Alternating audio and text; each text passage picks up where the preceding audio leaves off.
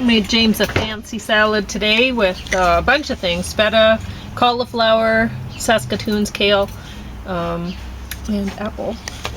And I'm going to talk about Civil War and all the way. And I'm going to read my poem Uncivil War first.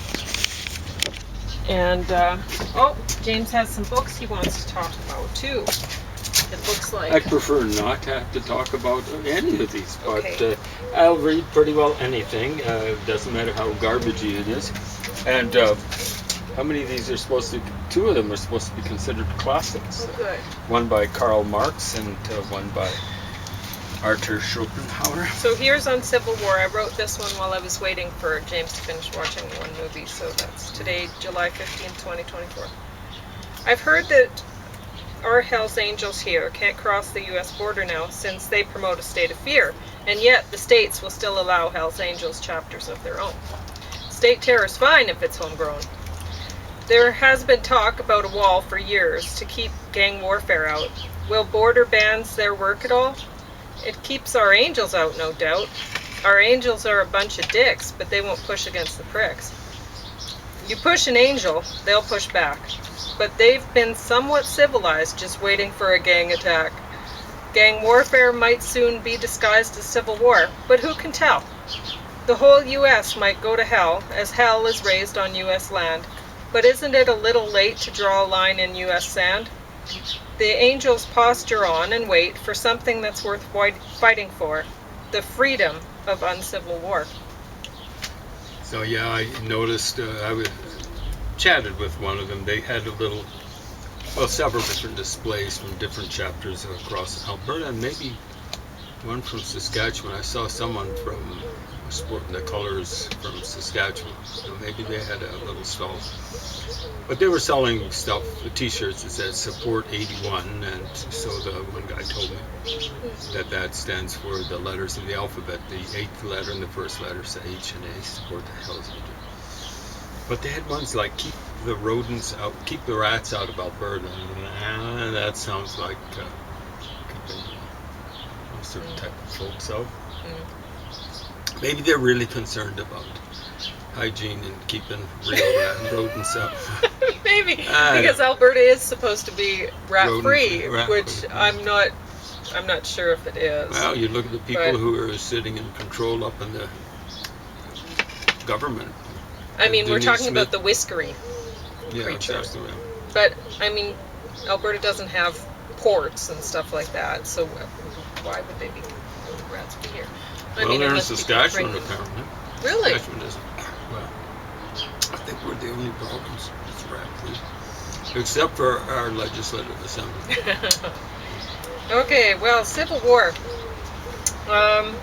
This movie was more entertaining than I thought it would be. And It says jaw-dropping. Must see.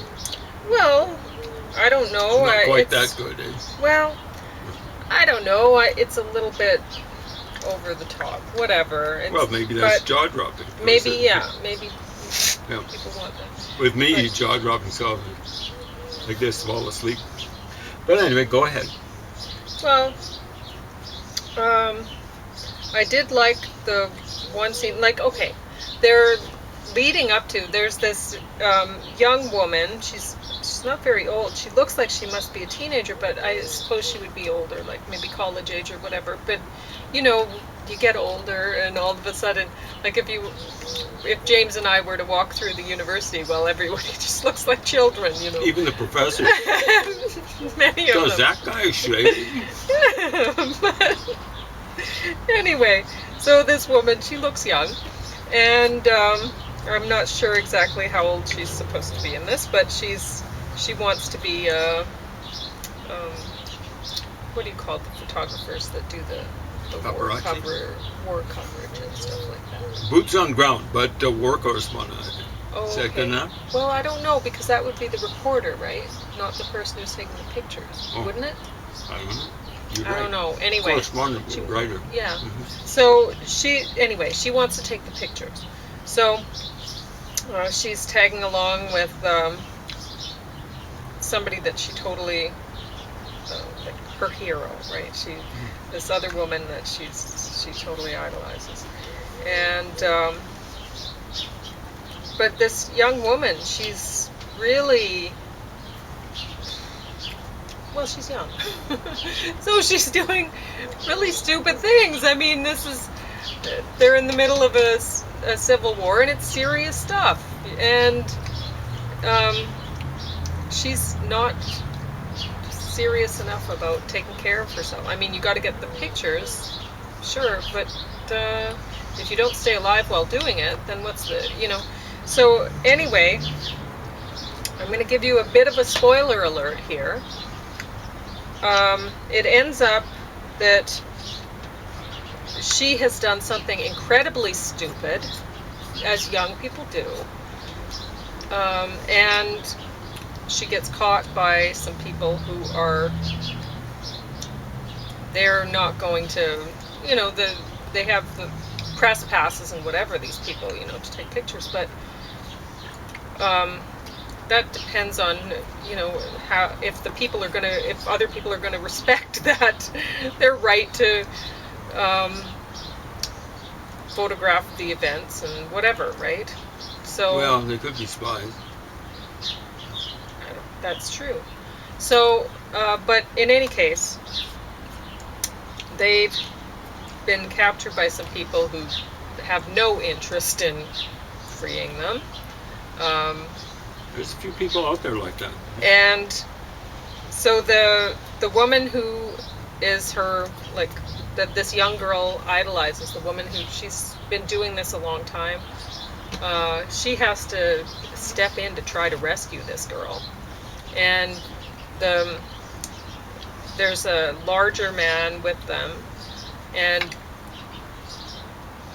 he's older, and he's also more responsible about things. And he says, all of my feelings about this are saying stay out of it, and he's right. You can see that. Any fool could see, anybody could see that they have to stay out of it. And so there are people that are getting involved to try to save people that are irresponsible. Responsible people trying to save irresponsible people. And things don't end up so good for the responsible people. And really, anybody watching this should be looking at that and saying, maybe that should tell us something about, do we really want to step in and save irresponsible people and get ourselves killed in the process? What is that going to help? So anyway, this one is a much more important show, and I don't know if I might have put Civil War on the top because I was going to talk about it first, but this is actually a more important movie to watch. So anyway, all the way, it's just I've already talked about this one, so now James is going to be talking about this one. So it really wasn't a new movie for me to talk about. But how do you like the salad? Just review what you had to say about it. Oh, I thought that what's his name, Bryan Cranston, did an excellent job. But honestly, he always does. He puts the work in. You know what?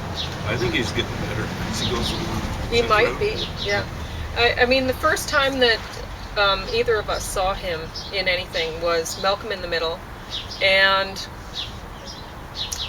I really didn't think much of him, as I had nothing to compare him to. But then at some point in the show, like, you think, oh, well, he's the responsible one of the parents of the two of the, in the family, and then at one point you realize, no, he is the less responsible one. The mother, she seems all crazy all the time because she has to be keeping everything together, and he is the character he plays in that, he's really out there. So it looks as though he's going to fly apart. I'm glad. Yeah. I think it's a happy circumstance that you used that term, keeping it together. Yeah. Everything, including him. So anyway, and once I realized that, I thought, no, he's a good actor. And then I guess other people were seeing that too, and he started showing up in other things. And every time he does something, it's a little bit different. He is not playing himself. He plays very different characters, very different energy, and I always look forward to seeing him in movies. I never would have thought he would play this character. I don't know who I would have thought could have played this character, Who'd honestly. want to play it, because he's got the southern drawl, Yeah. Texan, and he's an older guy, running to overweight, unfit. Huh?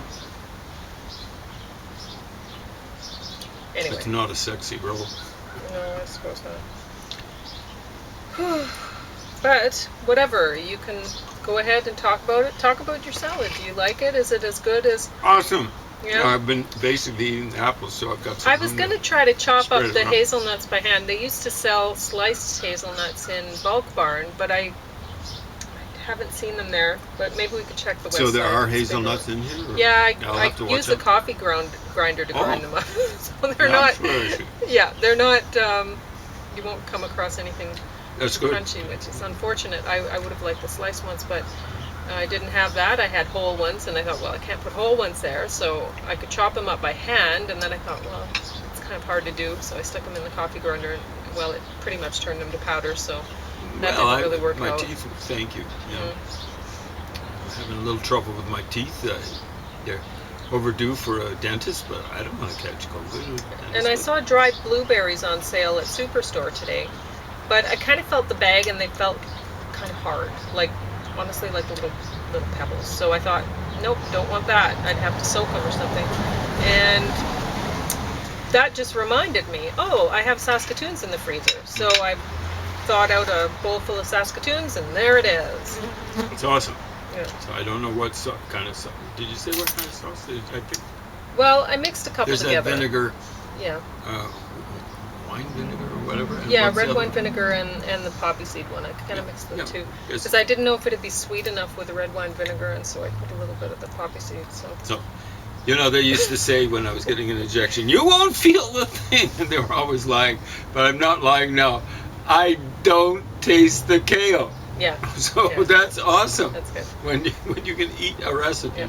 and you can't taste the kale, but you're eating. Look at how much kale there. I took a whole leaf of kale, but it had some stuff on it. Yeah, I didn't And put it very worked. much feta on there because I just got those little packages I from don't the. think I ate a bit of feta. So Okay, it was well, just you'll get some in just there. the sauce that you laid on there. So I just put more cauliflower so that it would look like more feta. So every time you'll get sometimes you'll get some feta and go, and sometimes you'll just get cauliflower. I like cauliflower pretty good. Unlike a lot of people. I like broccoli's pretty good. Unlike a lot of people. I like asparagus pretty good. Unlike some people. I think And stuff like that. Yeah, I was going to It's so say good. most people like it. Put butter on or whatever. And Whatever. butter. It's a Any good sort time. of dairy product helps out a lot of people. I'm not a big fan of milk, but cheese. I'm even liking cottage cheese nowadays. So what do you think about All the various way? things All the way said with in LPG? all the- yeah. Awesome. Okay. WOW. What does that spell? Especially with an exclamation mark. Although, wow. Espanol Okay. at the beginning, and then one la Espanol or English at the end. Wow, it's awesome.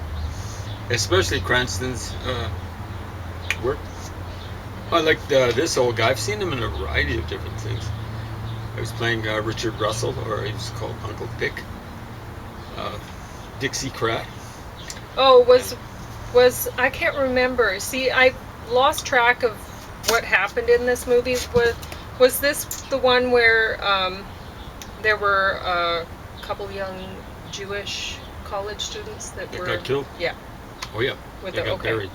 Yeah. Probably beaten to death, and then they were And buried in That embankment did of bother the me a dam. little bit in the movie because they were calling them white. Well, they look and- very white. Yes. But yeah, But at least one of them was Jewish, but both of their names both were seemed Jewish. Yeah. Both were Jewish, Yeah. and they were referring to them in this movie as white people. Yeah, but, cut that out, guys.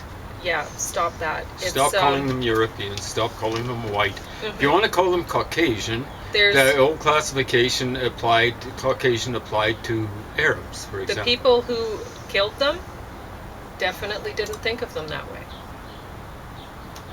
So anyway, was it Steven Spielberg or something? Steven Spielberg was an executive producer. Yeah. So was Bryan Cranston, apparently. So I think he's got some money to put up for this sort of stuff, right? But I hope they make a lot of money off this. This is about the best Spielberg thing I can recall seeing. Maybe you can think of some stuff. Usually he does sentimental stuff. Some people will find this maybe a little sentimental when it comes to LBJ or Martin Luther King, but it had sex tapes from J. Edgar Hoover of Martin Luther King, and they said the girls, tapes with the girls, and what they didn't say was sometimes it was multiple girls. And I gather, there were a bunch of guys part of his movement there, so it's been described as orgies, at least one orgy. And my suspicion was it was kind of a common practice. And, Coretta King was, the woman playing her was hot looking, but she was hot looking in real life. I don't know, what did Martin Luther King, maybe she wasn't GIB, good and bad, or something like that, but absolutely shameful. He was a preacher, and he was a smart guy. Apparently he had a PhD or something like that. And I don't know why he jeopardized his movement by doing that sort of stuff. I have no idea. Anyway, J. Edgar Hoover was keeping track of pretty well everything he did, including what he did in the bedroom. Some people, I'm sure, many people probably, would think it's a sentimentalized portrayal of LBJ, because many people who are a little bit older than me, and some about the same age as me, maybe some a little bit younger than me, would love to see him with horns, portrayed with horns and stuff like that, because it got America involved in such a deep way in the Vietnamese War. The Vietnamese War was commie imperialistic aggression. It wasn't insurgency. It wasn't like a local movement of people in the South Vietnam wanting freedom and social justice and all that sort of stuff. It was just out and out plain revolutionary, really devolutionary terrorism. That's the way communists have been operating ever since 1917. And a lot of lefties were doing that even before 1917. There was the People's Will movement in Russia in the 19th century.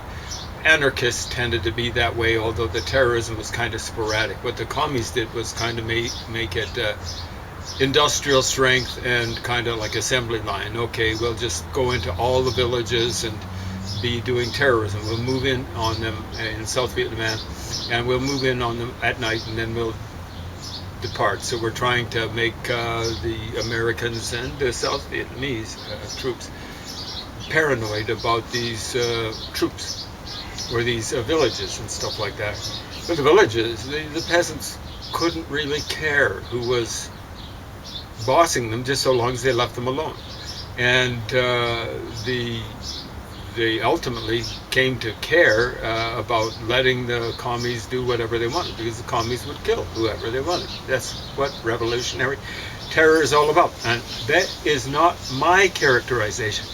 That's Lenin, and that's not John Lennon. That's Lenin's characterization. It's a sound, not bite, jump, repeated again and again and again.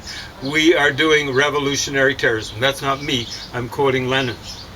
Multiple times. You cannot go, oh, that he just said it once, or that was a little bit of a stumble, or whatever. You could say maybe a mistranslation. I'll have to look at the stuff in the original. But my suspicion is very accurate. Probably the word is, it'd probably just be terrorist, but maybe a little bit different. Anyway, LBJ is portrayed, maybe, there's not enough. They do kind of mention in passing, and they're suggesting it's Goldwater. Goldwater was running against LBJ in 1964, and he got pounded. It was like 60% to 40% or something like that, which in American terms is just a pounding, plastering. And Barry Goldwater was an interesting character. Goldwasser, probably what some of his ancestors were called. And he was a Jew from Arizona and heading the Republican Party. Very, very strange critter, that guy. And maybe Jewish on both sides of the family. And they should have maybe talked a little bit more about the corruption. What happened under LBJ is, I think LBJ more or less basically let Herbert Hoover do his usual thing, a la the 1950s, and probably earlier, which is basically deny that there was such a thing. Can you believe that? Denying there was such a thing as a mafia? Yeah, Herbert Hoover, head of the FBI. Oh, there's no such thing. And of course he wouldn't go after him. He didn't want to. He'd go after dissidents and stuff like that, or black leaders and so on and so forth. He's taping Martin Luther King. I don't know if he did much taping of mafia death. A little bit, priorities a little bit screwed up. But this book does talk about, so it's called Contract on America, just finished it up this morning. There's a lot in here, 500 pages, and a lot of the pages are small type. I'll have Pauline vet that. Yeah, very small. So this is the appendix. That would be very difficult for me to read. Yeah. And this is just the small type in here, the appendix is about sources on the mafia. So it just goes through not all the stuff they did, but lots and lots of stuff they did. And it goes on and on for page after page. I think it might be over 60 pages of this small print, 2 columns and stuff like that. So what they do is document to a certain extent what John F. Kennedy and Robert Kennedy were doing at the same time. Robert Kennedy was the head of the FBI, technically, under John F. Kennedy. He was the Attorney General. And I gather the Attorney General of the United States is responsible for the FBI. Head of the justice system, basically, but it includes the FBI. And how they were going after the mafia. Now, I've had people say to me, oh, they were just favoring one mafia group and hammering the other one. Yeah, that's interesting. Because they were going after guys like Sam Giancana in Chicago, and that's supposed to have been where JFK won the election in 1960. Very close, and there's a very small margin of victory for JFK in Illinois. And they say that was delivered by the mafia. By the mafia, basically almost like controlled Democratic Party in Illinois, but in particular Chicago. Now that is mentioned in this movie, and LBJ said, well, he only lost one election, and that was his first one. I'm not sure if it was his first one, but he said his opponent counted his votes last. But I've read about that election. I gather FDR was alive. This might be apocryphal. I don't know. Check it out. But when LBJ lost that election, I've heard that FDR said to him, oh, so uncharacteristic, you lost that election and you counted your votes first. You let your opponent uncharacteristically. So I don't know. That might be apocryphal. Anyway, the number of prosecutions of mafia folks under LBJ went down significantly by comparison with what was going on under the Kennedys. Now, I don't know if it was that much lower than what was happening under Eisenhower earlier. And if anything, the record, of course, it should be pointed out that the record of Richard Nixon's administration going after the mafia might have been even worse than LBJ's record. And, one has to be careful. In this book, they talk about Ronald Reagan going after the mafia. So there were a lot of there were a lot of mafia guys sent to jail during the Reagan administration. But I don't see stuff like this in the Johnson administration. Keep checking. Here's Ronald Reagan's campaign manager in 2 elections, I got it, 1980, 84. A guy called Paul Laxalt, former Nevada senator. I don't know if he ever became governor, but of Nevada, but mafia ties like crazy. Look at that evil smile on his face. Ronald Reagan, it's like it's not evil, it's just vacuous. And then here's a couple of guys that were in the this is the Teamsters. You've heard about the Teamsters.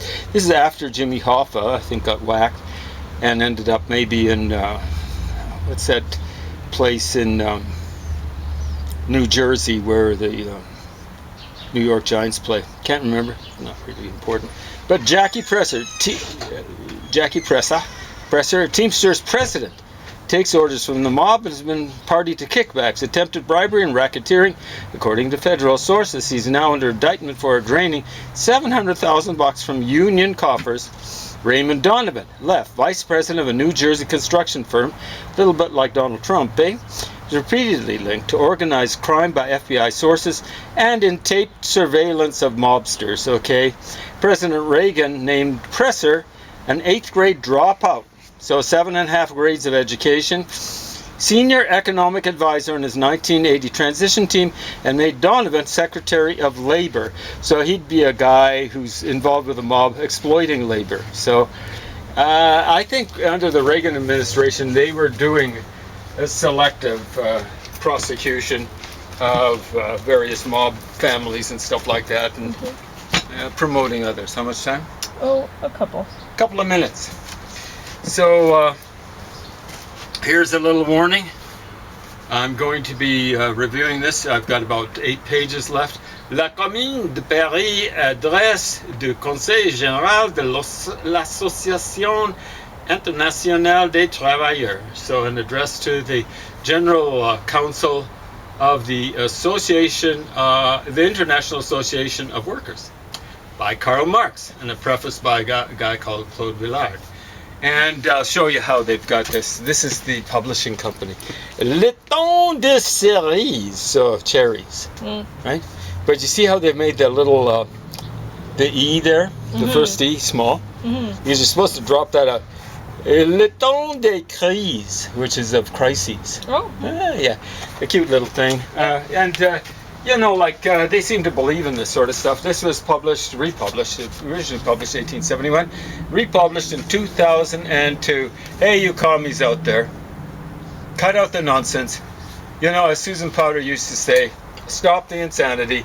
The thing doesn't work. Every time it's been used, you get ethnic cleansing, genocide, you get famine, you get whatever.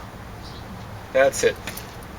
Okay. You still have 20 seconds. Oh, I thought you were No, I was telling you to sit down. So okay. There we go. So people can see me. But anyway, hopefully they can hear what I'm saying. That's the important stuff.